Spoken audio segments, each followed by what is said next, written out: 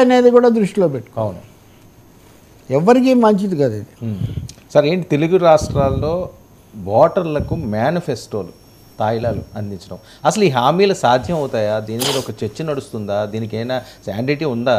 ఖచ్చితంగా ఇది చెయ్యాలి అని, లేకపోతే ఏదో గెలిస్తే చాలులే మనం ఇచ్చేద్దాం, లేకపోతే ఆ తర్వాత ఇష్టం వచ్చినట్లుగా ధరలు పెంచేద్దాం, మిగతా జనాలకు అందరికీ కూడా ఈ కొంతమంది కోసం ఇబ్బందులు పెడదాం, సామాన్య మధ్యతరగతి కుటుంబీకులు ఎలా పోయినా పర్వాలేదు, మనం బాగుంటే చాలు అనే ఆలోచనలా? అసలు దీనికంటూ ఒక క్రమ పద్ధతి అంటూ ఉంటుందండి? ఇప్పుడు సామాన్య మధ్యతరగతి ప్రజలు కూడా పేదలే. ఆ పైన రిచ్, సూపర్ రిచ్ వాళ్ళు వేరే ఉంటారు.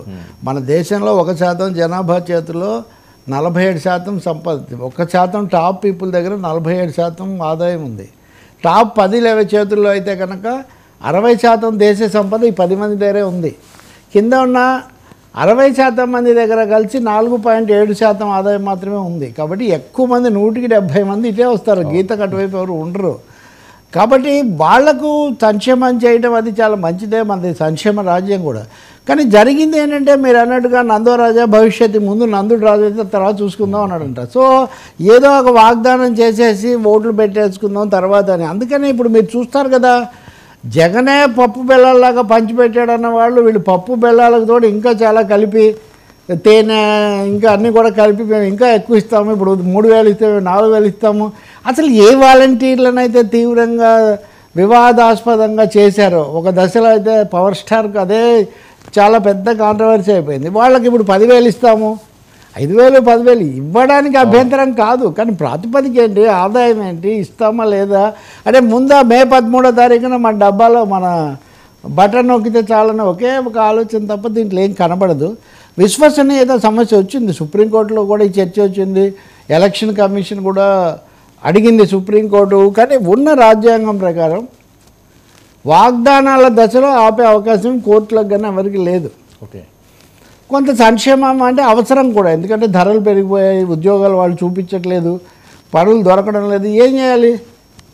ఇప్పుడు ఇదివరకంటే రేషన్ షాపులు ఉండేవి, ధర్మాసుపత్రులు ఉండేవి, ప్రభుత్వ పాఠశాలలు ఉండేవి, ఇవన్నీ వస్తు రూపంలో అక్కడ సహాయాలు సేవలు పొందేవాళ్ళు ప్రజలు. వాటికి మీరు వాల్యూ ఏం కడతారు చెప్పండి? ఒక ఆర్టీసీ బస్సు బదులు మీరు 200-1000 రూపాయలు పెట్టి ఒక బస్సులో మీరు ప్రైవేట్ బస్సులో వెళ్ళాల్సి వచ్చారు. అదే ఆర్టీసీ బస్సులో కొంత ఎంత రేటు పెంచినా ఇంతకంటే సగమే ఉండేది. అవన్నీ లేవు కదా ఇప్పుడు. అంటే ప్రభుత్వ సేవలు లేకుండా పోవటం, ప్రతిదీ ప్రైవేటీకరించబడటం, ధరలు పెరిగిపోవటం, ఉద్యోగాలు దొరక్కపోవటం, ఇలాంటి కారణాల వల్ల ప్రజల జీవితం దుర్భరమైంది. మీరు నేను బతకడానికి కష్టంగా ఉంటే ఇంకా పల్లెటూళ్ళల్లో ముసలి వగ్గులు, ఆధారం లేని వాళ్ళు ఏమవుతారు? కాబట్టి వాళ్ళకు సంక్షేమం చేయడంలో ఎంత మాత్రం పొరపాటు లేదు. అలాగే ఇప్పుడు పనికి ఇది ఉంది కదా, నాబార్డ్ కాదు, గ్రామీణ ఉపాధి పథకం. మేము పని చేస్తామంటే వాళ్ళకి పని చూపిస్తే 100 పని రోజులు ఇవ్వమంటున్నారు ఏడాదికి. పని చూపించము, సహాయం చేయలేమంటే ఎలా కుదురుతుందని దానివల్ల వచ్చిందే. అయితే వీటిని విచక్షణారహితంగా పెంచేయడం వల్ల, ఇప్పుడు ఒకప్పుడు తమిళనాడులో మేము కలర్ టీవీలు ఇస్తామన్నారు. అసలు రేడియో ఫ్యాన్ అంటేనే గొప్పగా భావించే పరిస్థితిలో ప్రజలు ఉండేవాళ్ళు, టెక్నాలజీ పెరిగినా కానీ. కాబట్టి విచక్షణ ఉండాలి, దానికి జాగ్రత్తగా ఉండాలన్నందులో ఏమీ సందేహం లేదు. పాలక పార్టీలు కూడా వాళ్ళు ఇస్తే తప్పు, మేమేమో అంతకంటే ఎక్కువ ఇస్తాము, more of the same, double of the same అని చెప్పటం, అది ఒక విధమైన బాధ్యత రహితం. దానివల్ల విశ్వసనీయత తగ్గుతుందని కూడా తెలుసుకోవాలి. నువ్వు 5 రూపాయలు ఇస్తే తప్పని నేను చెప్పి నేను 10 రూపాయలు ఇస్తానని నేను చెప్తే అప్పుడు ఏంటి అమలు జరుగుతున్న సందేహాలు వస్తాయి. అయితే ఇచ్చిన హామీలు అవి అవుతాయి, తప్పక ఇవ్వనివి. తర్వాత వాళ్ళని ఏమన్నా అలా ఆకర్షించడానికి ఎన్నికలోపు అంతవరకు జరగని, తర్వాత చూసుకుందాము, అరవాడి దోశ మీద తోచింది రాసేయి, తర్వాత చూసుకుందాం ప్రాసయ్య అన్నాడు శ్రీశ్రీ వచ్చేట. ముందు తోచింది రాసేయి, తర్వాత ప్రాసయ్య అని.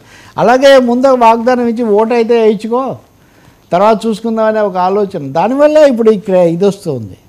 లేకపోతే ఈజీగా ఎగబడి ఉండాలి కదా, అబ్బో ఇంత హాయిగా ఉందని, ఇన్ని సమస్యలు, ఇన్ని కూటములు, ఇన్ని గొడవలు ఉండేవి కాదు.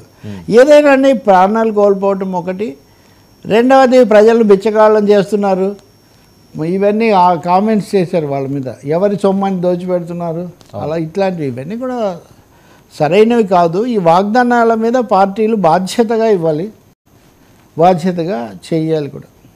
సరే, ఒకటి వీళ్ళు ఏదైతే